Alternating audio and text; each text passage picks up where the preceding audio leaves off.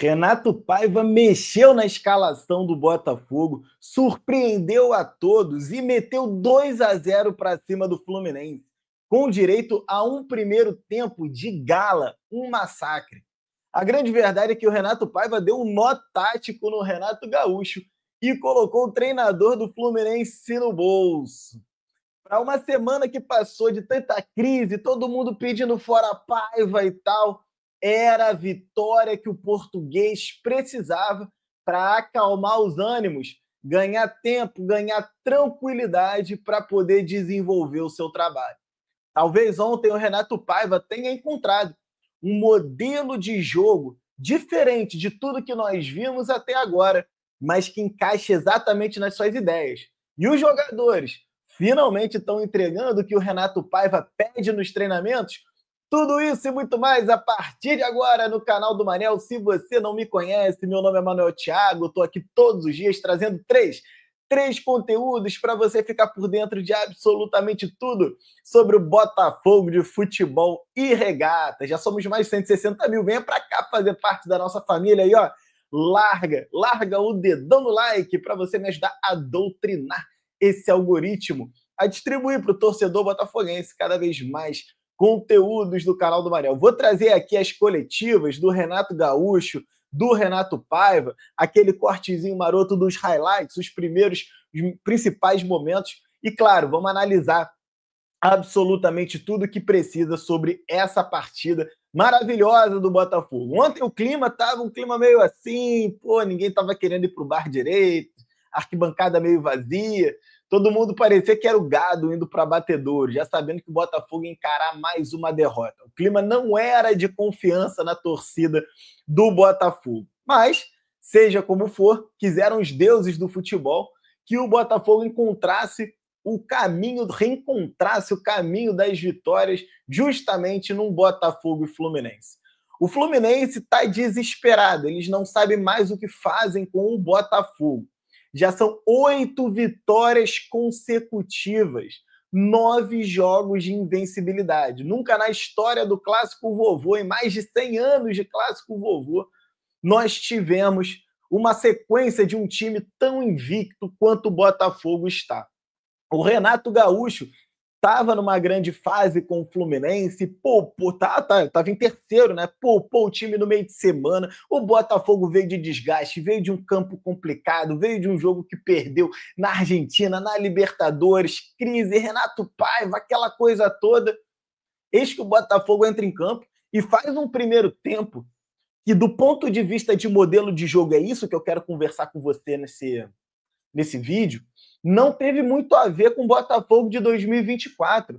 O Renato Paiva teve a competência de conseguir treinar o time durante a semana com as suas próprias ideias e trazer algo novo para o Botafogo. Eu gostei demais da partida do Matheus Martins e do Vitinho.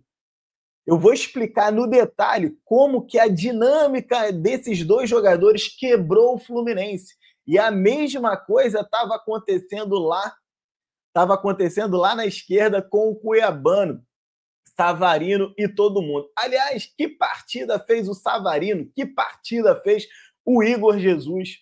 Dá o parabéns também aí para a nossa zaga, que não falhou, ou se falhou, pelo menos não foram erros capitais. John fazendo grandes defesas. Nossa, tem muita coisa legal para a gente falar, e a gente vai falar sobre cada um desses pontos até aqui.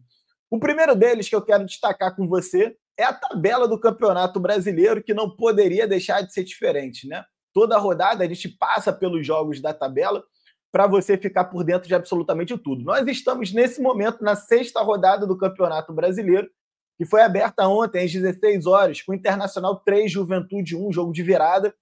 O Juventude estava ali no meio de tabela, agora está na 12ª posição, ainda está no meio de tabela, e o Inter, com isso, dá um salto para a 5ª posição, 9 pontos. O Inter, que era apontado como um dos principais candidatos ao título e que eu critiquei no pré-jogo de Botafogo e Fluminense, que assim como o Botafogo estava patinando, e está uma crise danada aqui, o Inter também patinou, estava com praticamente o mesmo número de pontos, apenas um pontinho a mais. Quer dizer, porque se o Inter está com um pontinho a mais do que o Botafogo só, lá não tem a crise que aqui tem, né? Impressionante isso. Seja como for, O Inter ganhou, assim como o Botafogo, os dois estão ali, G5 e G6. Podem ser ultrapassados nessa rodada ainda por Corinthians, Cruzeiro e Vasco, que só tem cinco jogos, né? E aí o Cruzeiro vai pegar o próprio Vasco da Gama. Se esse jogo der um empate, eles empatam com 8 pontos com o Botafogo. Seria o melhor resultado para o botafoguense. E o Corinthians vai pegar o Flamengo fora de casa. Seria bom também um empate aí para o Flamengo não deslanchar, né? Você teve o Mirassol mais uma vez surpreendendo. Vamos lembrar que o Mirassol está chamando muita atenção. O Mirassol fora de casa, 2-2 contra o Juventude. Na rodada passada, 4-1 em casa contra o Grêmio na quarta rodada. E ontem estava ganhando durante boa parte do jogo 1-0 sobre o Galo. Aí o Galo vira o jogo. E o Mirassol vai com o Reinaldo, que é o atual artilheiro do campeonato. Lembra do Reinaldo, lateral esquerdo? Jogou no Grêmio, jogou no São Paulo, ele mesmo. Atual artilheiro do campeonato. Vai lá e busca o empate. Ceará empata com o São Paulo. São Paulo é o time que mais empata nesse campeonato. 6 jogos, 1 vitória, 5 empates, 0 derrotas. Está invicto ainda na competição, mas estacionado ali com 8 pontos na 8ª posição. Você teve Sport e Fortaleza, uma polêmica danada se a bola entrou ou não entrou. Na minha opinião, entrou, mas o VAR, depois de 8 minutos de paralisação, não deu gol para o Fortaleza. Imagina se é contra o Botafogo, hein? Bola bate no travessão, quica dentro e sai. 8 minutos de análise, frame por frame, e eles não deram gol para o Fortaleza. Aí você teve o Botafogo, que vamos falar tudo a partir de agora, 2-0 em cima do Fluminense. E para fechar a rodada hoje, você tem Flamengo e Corinthians no Maracanã, no Allianz Parque, Palmeiras e Bahia. Você tem Cruzeiro e Vasco, Vitória e Grêmio no Barradão. E na Vila Belmiro, hoje, às 20h30, Santos e Red Bull Bragantino. Maravilha, vem comigo, vamos avançar aqui na análise do jogo de ontem, que depois de tanto sofrimento, tudo que o torcedor do Botafogo quer é poder assistir um bom vídeo falando bem do time, né? E olha, eu vou ser muito justo, tá? A gente tem que dar a César o que é de César.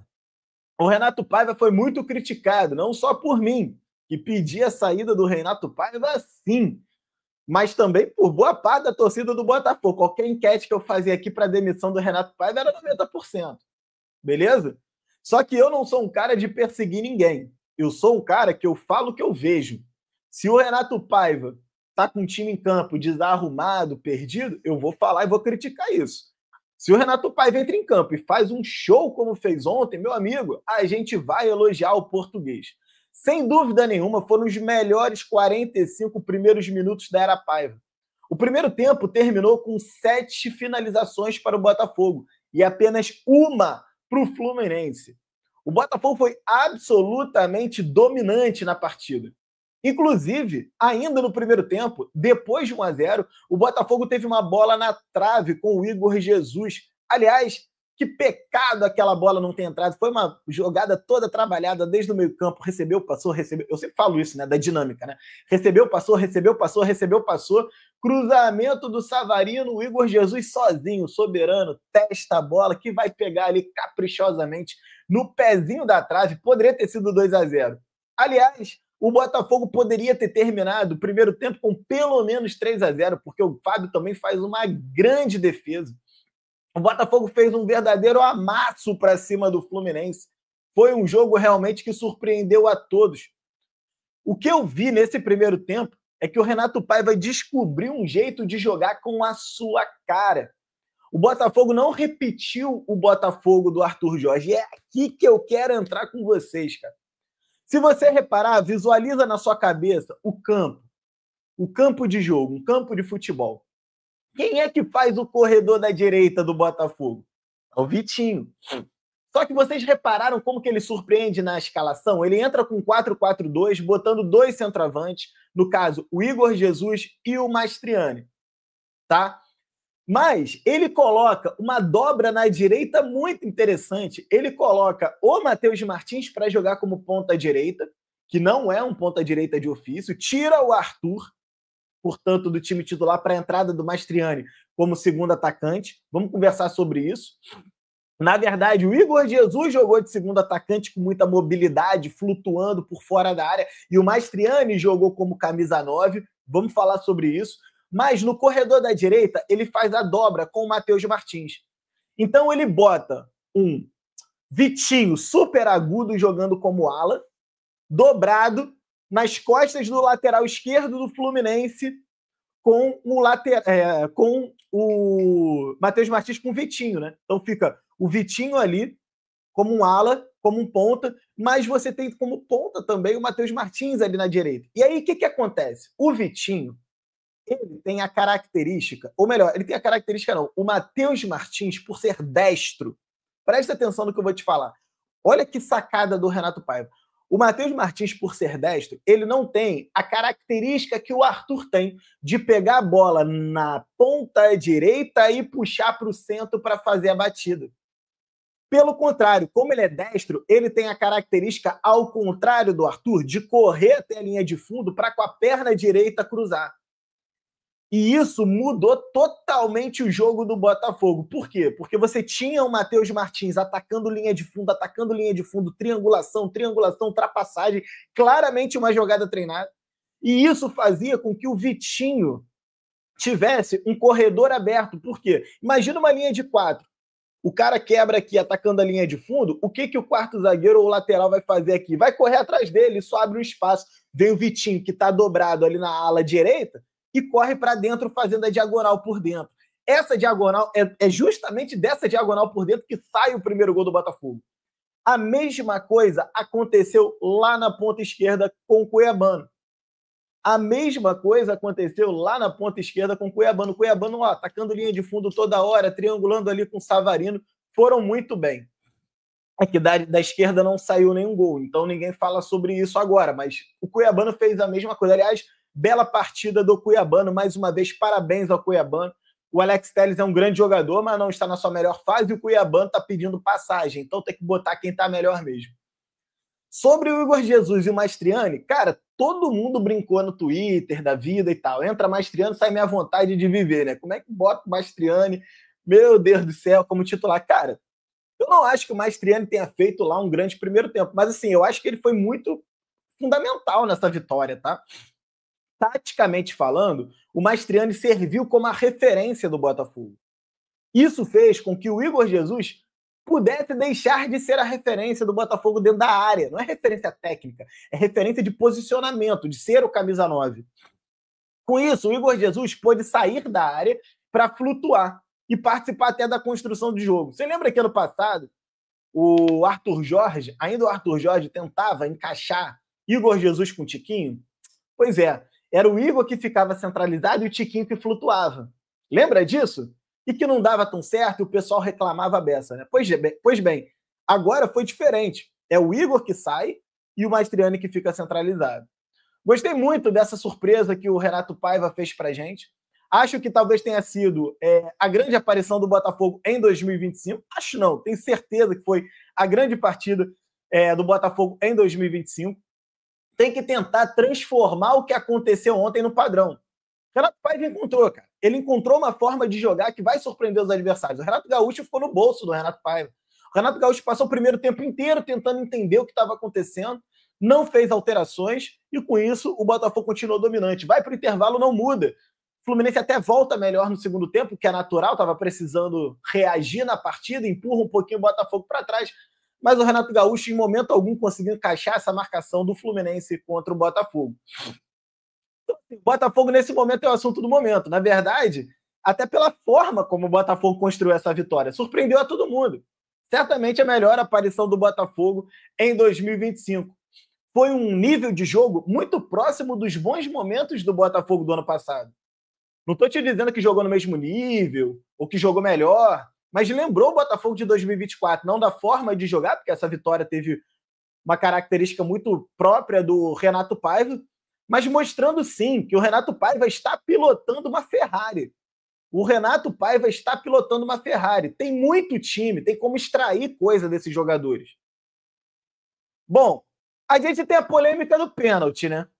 Lá aos 46 minutos, o Gregory choca na área com o John Arias, que cai. O Paulo César de Oliveira, que é um cara tão criticado por nós, né? Botafoguenses especialmente, esse cara nunca fala nada a favor do Botafogo, impressionante. Mas ontem o Paulo César de Oliveira disse que não foi pênalti. A bancada inteira do Troca de Passes discordou dele. O Caio Ribeiro disse que achava que na opinião dele dava para dar pênalti. O Mansur acha que dava para dar pênalti. E tinha mais um lá, que agora eu tô esquecendo quem, que acha também que dava para dar pênalti. Ah, o Marcelo Barreto, que era o âncora, também achava que dava para dar pênalti. O Paulo César de Oliveira disse que não é pênalti. E pelo que, baseado no que ele diz que não é pênalti, eu achei bastante interessante, tá? Eu achei bastante interessante a explicação dele, mas, de novo, eu sou um cara justo. Eu falo sobre o que eu vejo, tá? Troca a camisa. Imagina que é o Gregory caindo naquele tranco do John Arias. Você ia estar falando o que agora? Que foi pênalti, né? Então, é um pênalti que, se é contra o Botafogo, estaria todo mundo falando em manipulação de resultado hoje, tá? Então, assim, qual foi eu entendo o torcedor do Fluminense estar pé da vida, mas, vamos lembrar, a gente tem o Paulo César de Oliveira, ou melhor, você tem o árbitro de campo e você tem o VAR inteiro olhando para o lance. Todos eles foram na seguinte linha de interpretação. Qual foi o X da questão aqui? O X da questão é que quando o John dá o último toque antes do tranco na bola, a bola escapa dele. E o John Arias, né? A bola escapa do Arias. O Arias, malandramente, o que faz? Ele vê que não vai alcançar a bola e ele muda a trajetória que estava na direção da bola para o lado. Malandramente, por quê? Porque ele sabe que o Gregory está na cola dele e que, se ele se desloca um pouco para o lado, o Gregory naturalmente vai atropelá-lo para criar uma situação de pênalti. Ou seja, o Arias cavou o pênalti. Aí, a provocação do pessoal na bancada do troca de passes ontem, qual foi? Cara, tudo bem. O jogador provocou o contato, mas o contato existiu. Se o contato existiu, a regra não fala se o jogador provoca ou não provoca o contato. A regra fala do contato. E, de fato, tem um braço ali do Gregory nas costas do Arias. A imagem é clara.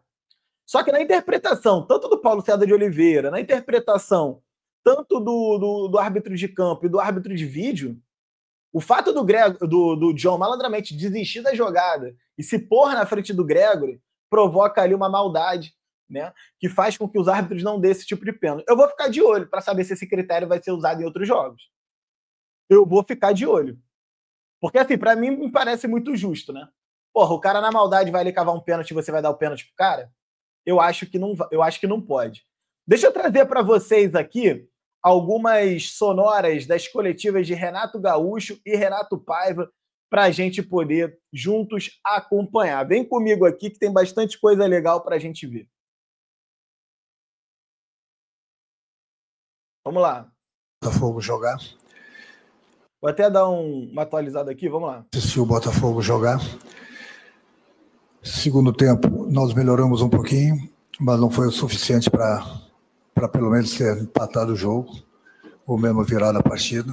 Então, o Botafogo, pelo que ele fez durante os 90 minutos, mereceu a vitória. Bom, aí é chover no molhado a gente falar dos pênaltis, né? Chovendo molhado, então não vou nem colocar aqui o Renato Gaúcho falando do pênalti, mas eu acho que o grande ponto aqui importante mesmo é o Renato Gaúcho admitir que não é por causa do pênalti que o Botafogo ganhou.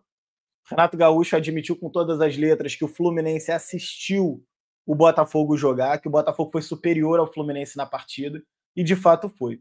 Agora, tem uma cena muito curiosa. Um torcedor do Fluminense se descontrolou lá dentro dos acessos do Nilton Santos e partiu para cima dos árbitros no pós-jogo. Olha isso daqui, cara.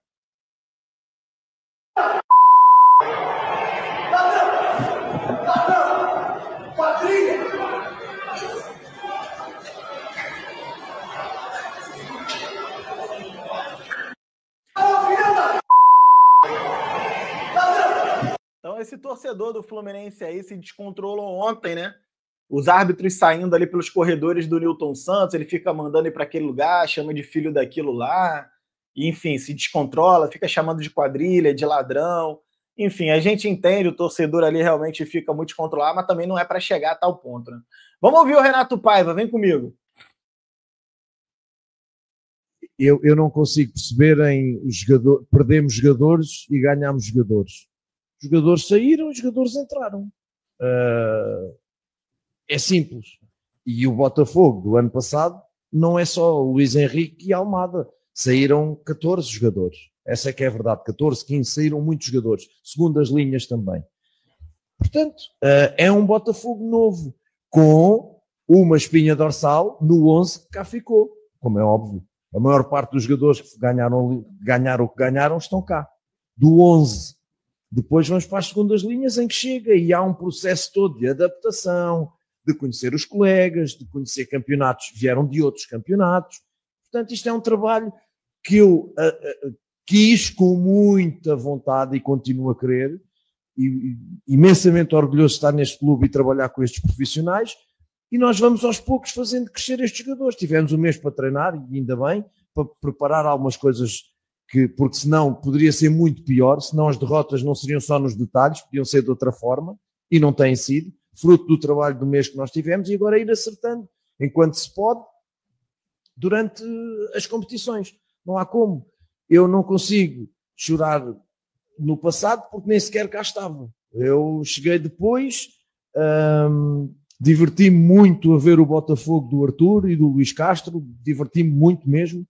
Era uma equipa que jogava muito bem, mas é passado, já não existe, e agora o que existe é este, e nós temos de trabalhar em cima deste, acarinhar este, apoiar este e trazer resultados e exibições como a de hoje com estes jogadores. Então tá aí o Renato Paiva para a gente fechar, que já tem 21 minutos de vídeo, né? Acabou ficando um pouquinho maior esse vídeo, mas também tem muita coisa para falar, muita coisa para mostrar. E vamos comentar também aí essa passagem do Renato Paiva, né? Renato Paiva, toda a coletiva, ele é indagado sobre Luiz Henrique e Almada que saíram, o desmanche do Botafogo, que a imprensa insiste em falar que foi desmanche, e ele mesmo acaba endossando isso ao dizer que 14 jogadores saíram, embora boa parte deles sejam das segundas linhas, que é o que ele diz. Ele diz que o Botafogo de 2024 muito divertiu ele de jogar, mas que não existe mais. Ontem ficou claro, né? A forma como o Botafogo construiu a vitória não teve nada a ver com o Botafogo de 2024. O nível de atuação foi próximo de um Botafogo de 2024, avassalador. Isso mostra como o Botafogo tem bons jogadores. Os jogadores não são ruins. Estavam falhando muito, entregamos pontos importantes, Alex Telles contra o Bragantino, aquela coisa toda. Beleza, os jogadores não são ruins. John falhou? Cara, você vai dizer que o Alex Telles é ruim? Você vai dizer que o John é ruim? Vai dizer que o Gregor é ruim? Vai dizer que o Marlon Freitas é ruim? Vai dizer que o Jair é ruim? Que o Barbosa é ruim? Que o Igor Jesus é ruim? Que o Savarino é ruim? Esses caras não são ruins. Esses caras são muito bons jogadores. Cabe ao treinador seguir agora por esse caminho que ele encontrou para fazer o Botafogo transformar tudo isso num padrão e começar a ganhar jogos, que é o que o Botafogo precisa para garantir a classificação na Libertadores e começar a entrar na briga pelo título no Campeonato Brasileiro. Eu posso voltar a qualquer momento com mais informações sobre o Fogão. Um grande abraço para vocês que ficam e